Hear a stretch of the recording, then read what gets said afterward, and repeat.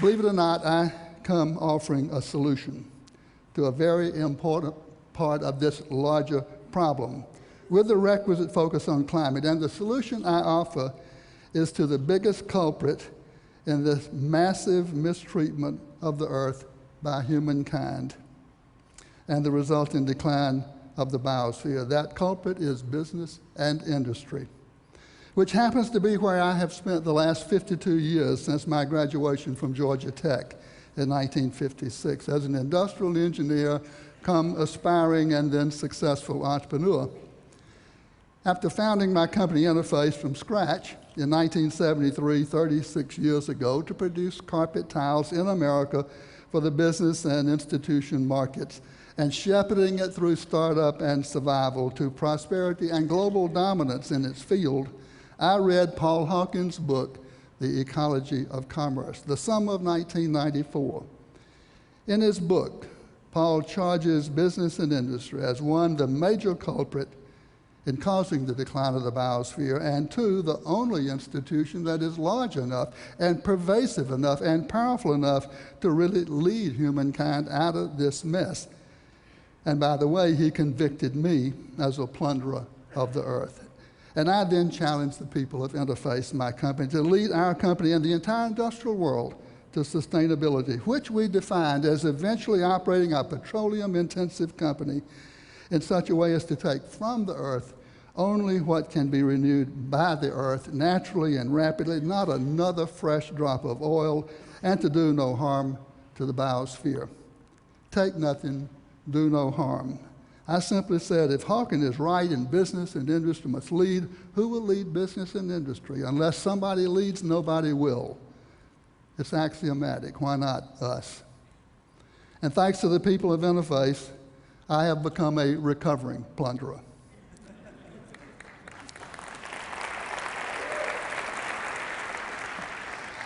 I once told a Fortune magazine writer that someday people like me would go to jail.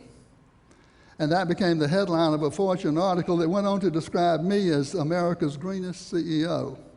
From plunderer to recovering plunderer to America's greenest CEO in 5 years, that frankly was a pretty sad commentary on American CEOs in 1999. Asked later in the Canadian documentary, The Corporation, what I meant by the go to jail remark, I offered that theft is a crime, and theft of our children's future would someday be a crime.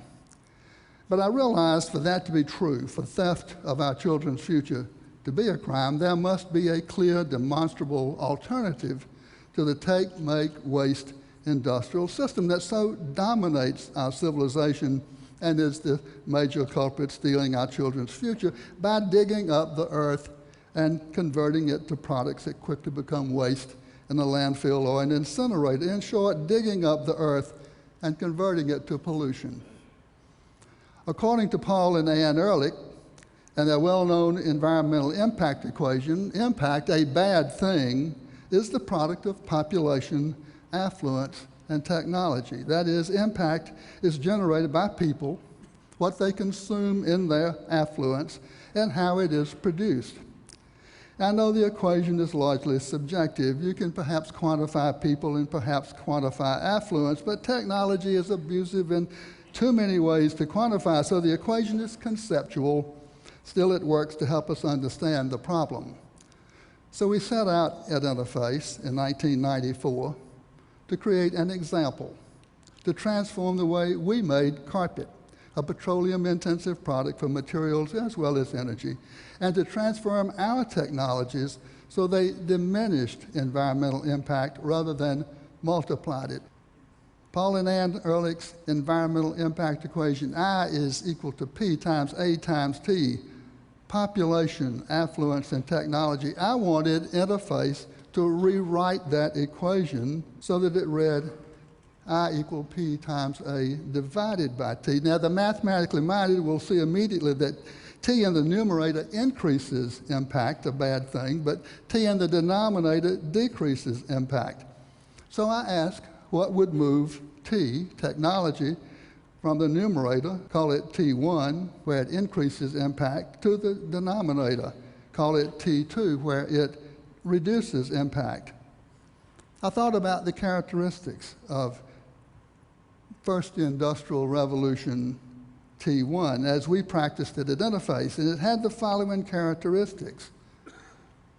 Extractive, taking raw materials from the earth. Linear, take, make, waste. Powered by fossil fuel-derived energy, wasteful, abusive, and focused on labor productivity, more carpet per man-hour. Thinking it through, I realized that all those attributes must be changed to move T to the denominator. In the new industrial revolution, extractive must be replaced by renewable, linear by cyclical, fossil fuel energy by renewable energy, sunlight, wasteful by waste-free, and abusive by benign, and labor productivity by resource productivity. And I reasoned that if we could make those transformative changes and get rid of T1 altogether, we could reduce our impact to zero, including our impact on the climate. And that became the Interface Plan in 1995 and has been the plan ever since. We have measured our progress very rigorously. So I can tell you how far we have come in the ensuing 12 years. Net greenhouse gas emissions down 82% in absolute tonnage.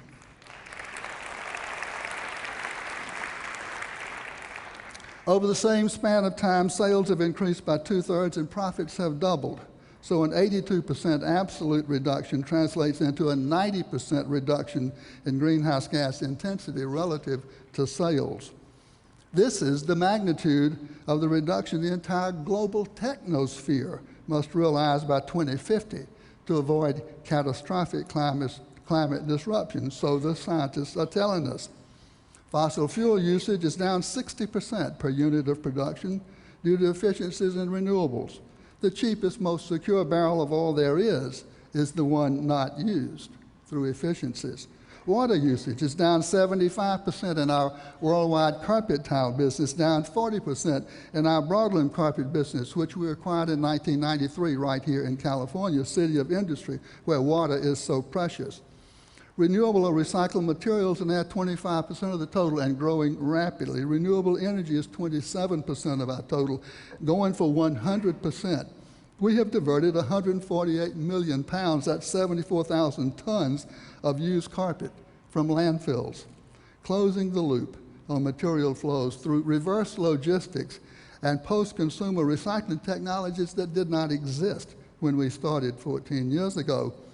Those new cyclical technologies have contributed mightily to the fact that we have produced and sold 85 million square yards of climate-neutral carpet since 2004, meaning no net contribution to global climate disruption in producing the carpet throughout the supply chain, from mine and wellhead clear to end-of-life reclamation, independent third-party certified. We call it cool carpet. And it has been a powerful marketplace differentiator, increasing sales and profits. 3 years ago, we launched carpet tile for the home under the brand Floor, misspelled F-L-O-R. You can point and click today at floor.com and have cool carpet delivered to your front door in 5 days. It is practical and pretty, too.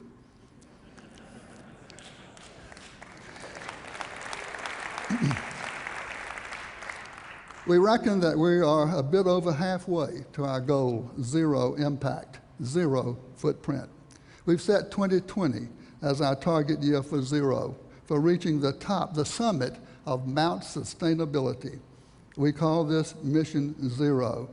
And this is perhaps the most important fact. We have found Mission Zero to be incredibly good for business, a better business model, a better way to bigger profits.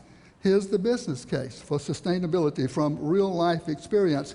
Costs are down, not up, reflecting some $400 million of avoided cost in pursuit of zero waste, the first phase of Mount Sustainability.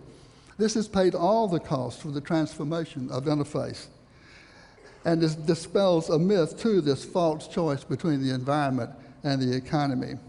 Our products are the best they've ever been, inspired by design for sustainability, an unexpected wellspring of innovation. Our people are galvanized around the shared higher purpose. You cannot beat it for attracting the best people and bringing them together. And the goodwill of the marketplace is astonishing. No amount of advertising, no clever marketing campaign at any price could have produced or created as much goodwill. Costs, products, people, marketplace. What else is there? It is a better business model. And here's our 14-year record of sales and profits. There's a dip there from 2001 to 2003, a dip when our sales over a 3-year period were down 17%, but the marketplace was down 36%. We literally gained market share, and we might not have survived that recession but for the advantages of sustainability. Now, if every business were pursuing the interface plan, would that solve all our problems? I don't think so. I remain troubled by the revised Ehrlich equation, I equal P times A divided by T2. That A is a capital A, suggesting that affluence is an end in itself. But what if we reframed Ehrlich further? And what if we made A lowercase a, suggesting that it's a means to an end, and that end is happiness. More happiness with less stuff. You know, that would reframe civilization itself.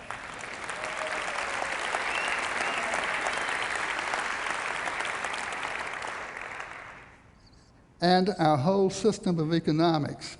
If not for our species, then perhaps for the one that succeeds us, the sustainable species, living on a finite earth, ethically, happily, and ecologically in balance with nature and all her natural systems for 1,000 generations or 10,000 generations, that is to say, into the indefinite future. But does the earth have to wait for our extinction as a species? Well, maybe so, but I don't think so. At Interface, we really intend to bring this prototypical, sustainable, zero-footprint industrial company fully into existence by 2020.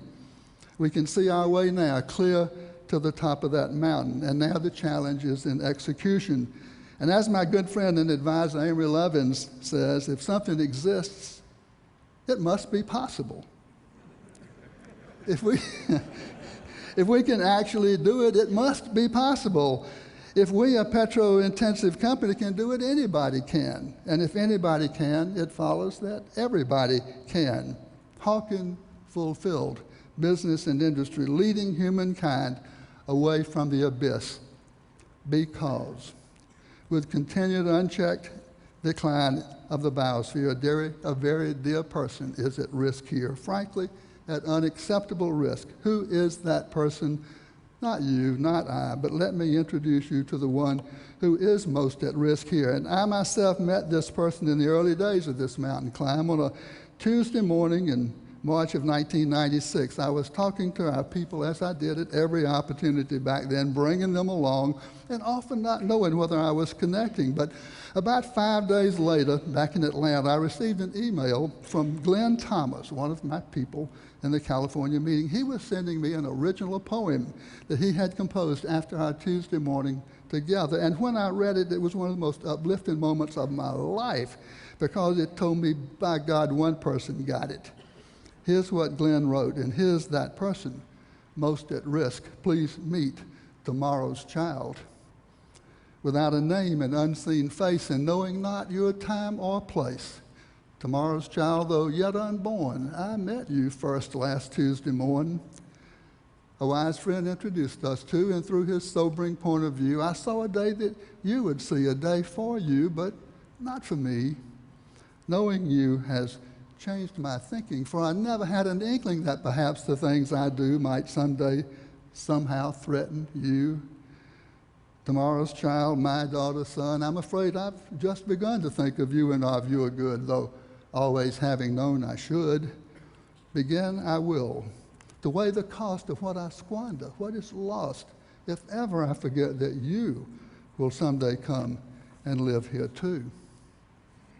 Well, every day of my life since, tomorrow's child has spoken to me with one simple but profound message, which I presume to share with you. We are each and every one a part of the web of life, The continuum of humanity, sure, but in a larger sense, the web of life itself, and we have a choice to make during our brief visit to this beautiful blue and green living planet, to hurt it or to help it.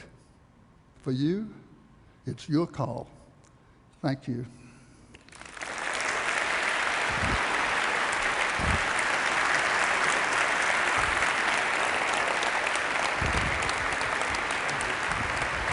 That's good.